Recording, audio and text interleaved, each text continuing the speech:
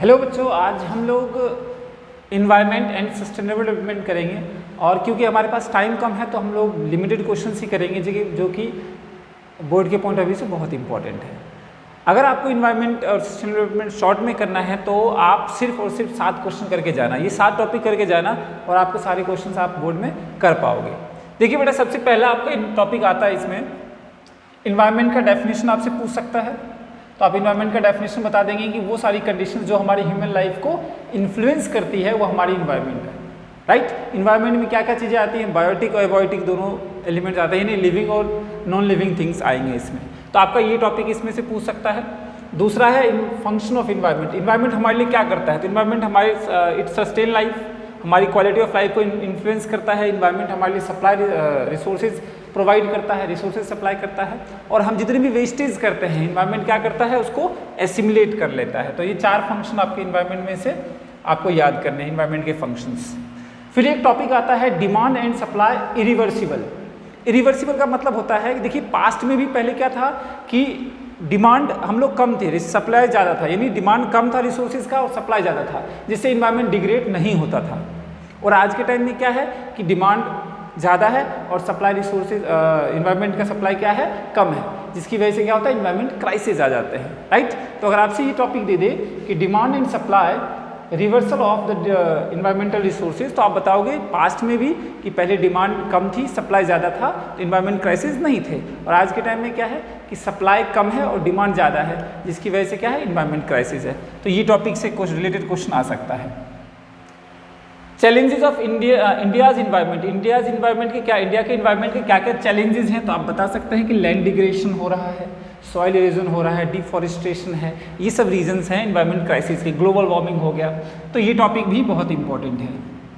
उसके बाद आता है इन्वायरमेंट डेवलपमेंट। देखो सस्टेनेबल डेवलपमेंट। सस्टेनेबल डेवलपमेंट का मतलब होता है कि आप प्रेजेंट नीड्स को फुलफिल कर रहे हो without compromising the needs of future generation, यानी प्रेजेंट जनरेशन की नीड्स की रिक्वायरमेंट फुलफिल हो रही है, लेकिन हमें क्या करना पड़ेगा कि आने वाले जनरेशन के साथ कोई कॉम्प्रोमाइज़ नहीं करना पड़ेगा। इस प्रोसेस को बोलते हैं सस्टेनेबल डेवलपमेंट, यानी fulfil the needs of present generation without compromising the needs of future generation. ठीक है, उसके लिए क्या क्या स्ट्रेटेजीज हैं? तो आप CNG का यूज़ करें शहरों में, गाँव में आप LPG का यूज़ करें। रिन्यूएबल रिसोर्सेज जो हम बना सकते हैं उसका यूज़ करना चाहिए। कन्वेंशनल सोर्सेज जैसे कोल, पेट्रोलियम, इन सब का यूज़ हमें कम करना चाहिए। तो ये सारी चीज़ें हैं। फिर एक क्वेश्चन है environment depletion lead to high opportunity cost. जितना हम ग्रोथ करेंगे उतना ही अपॉर्चुनिटी को, जितना हम अपॉर्चुनिटी देखेंगे उतना ही इन्वायरमेंट डिप्लेशन होगा। अपॉर्चुनिटी मीन्स अगर आप इंडस्ट्रियलाइजेशन करते हैं, ठीक है, इंडस्ट्रीज बढ़ रही है, अर्बनाइजेशन हो रहा है, शहर बढ़ रहे हैं, तो इन सब से क्या होगा, कहीं ना कहीं सोसाइटी पे या इन्वायरमेंट पे बहुत नेगेटिव इम्पैक्ट डालता है। ठीक है, तो इससे रिलेटेड हम क्वेश्चंस करेंगे। इन टॉपिक से रिलेटेड आपके पास क्वेश्चंस देखो कैसे आएंगे। तो सबसे पहला पूछ रहा है, सबसे फर्स्ट क्वेश्चन है ये,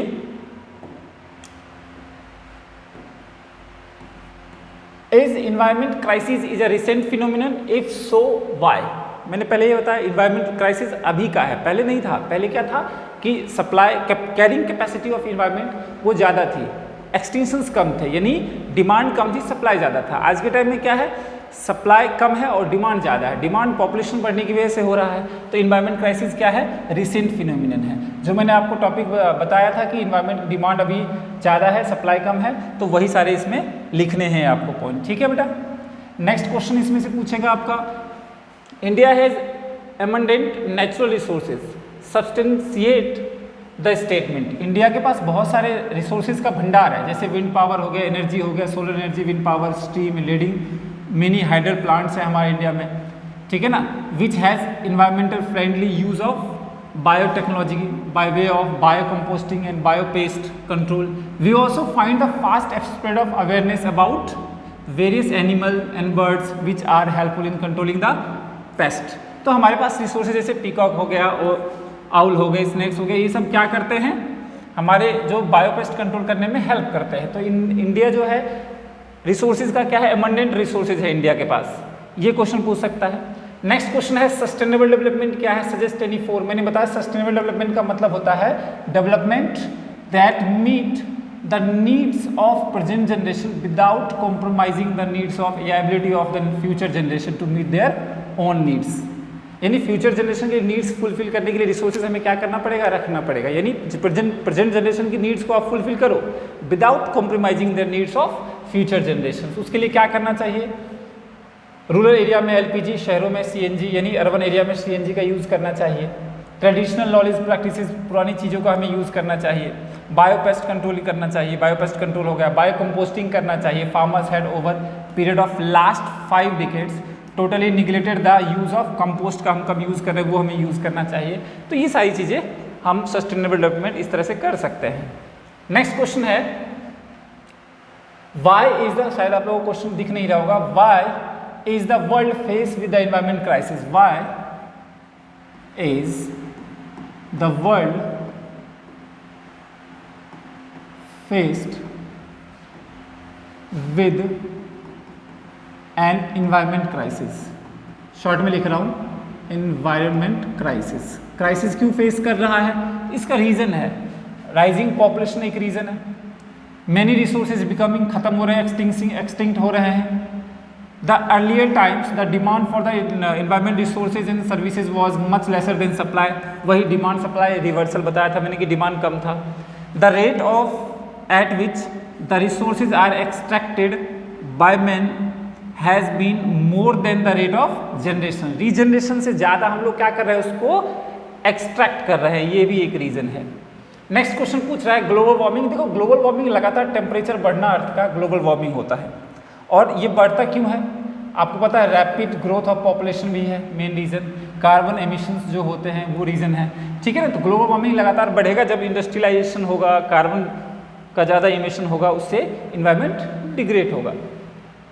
एक क्वेश्चन इन्वायरमेंट क्या है और इसके मेन फंक्शंस, तो मैंने बता दिया इन्वायरमेंट जो हमारी लाइफ को इफेक्ट करे, और इसके फंक्शंस क्या है, रिसोर्सेज प्रोवाइड करता है, वेस्टेज एस्टिमुलेट करता है, ठीक है, सस्टेन लाइफ को सस्टेन करता है।